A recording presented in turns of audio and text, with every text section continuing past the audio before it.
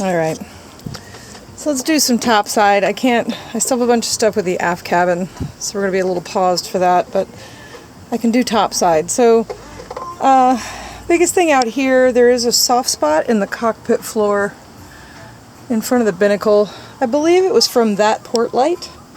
I did rebed that, so that theoretically put a stop to the water intrusion, but that's something to keep an eye on for sure, and definitely in the flaw category.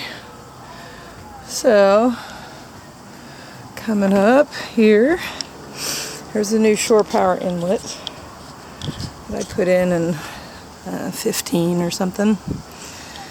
And this is the starboard side lazarette. The reason I'm crawling in here with you is to show you the battery box is right below. So in the aft cabin is one of the house bank and the starter, and then the other two batteries in the bank are back here. They're group 24s, and that you can stomp right on that or sit on it. It's an ASIC box. It's made out of plastic wood. There's the new Genius battery charger 2 bank. We got the water tank and all that, the accumulator tank and the pump. Pump's not that old, but I can't remember exactly when. Little outlet there. When you're on shore power, you can plug the charger right into that outlet. And then also in here we've got a computer for the autopilot, and that is the refrigerator compressor. And then the hot water heater, if you can see that under the lines down there. And I'm going to try to see if I can get in here so you can see on the wall. There's some electronics on the wall, particularly for the cockpit electronics. And coming out of there, there is a plug in here, out here in the cockpit, in this very dirty little pocket here. And then that is where the autopilot lives. And again, it's having a motor stall issue, so may end up having to replace the motor for it. But basically, if you're sitting at the helm, this is what you've got there.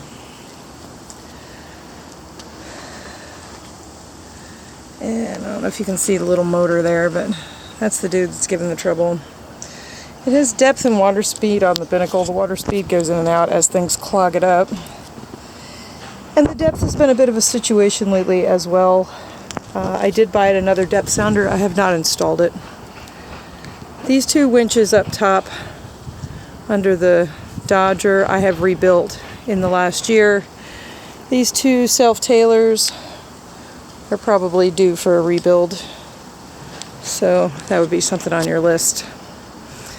Alright, and as for the Dodger, it needs new canvas generally.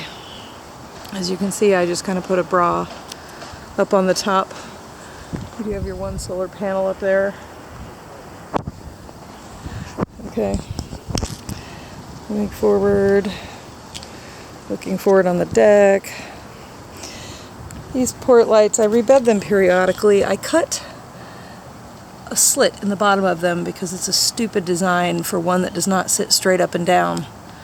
It leans back slightly, so it was always pooling water against the thing that closes. So I cut a slit in that so those would properly drain. So that's a thing.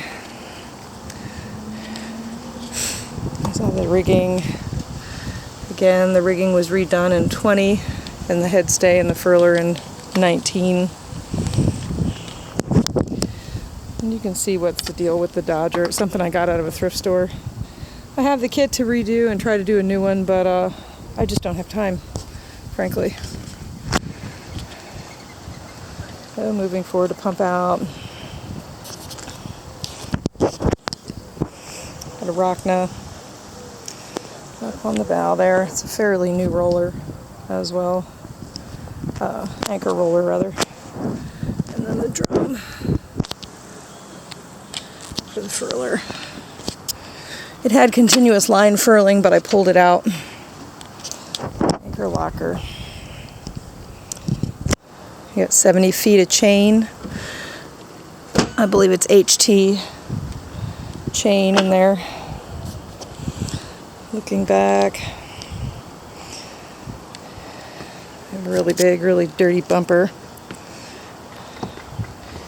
And a board for all your water and extra diesel. It's a mast step. And going back on that side.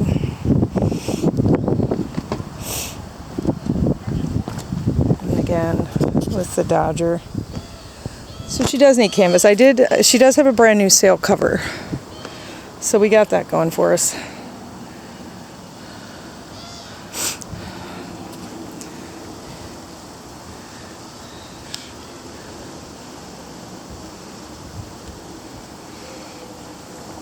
Topping lift was replaced with the rigging. Alright, and that's the cockpit.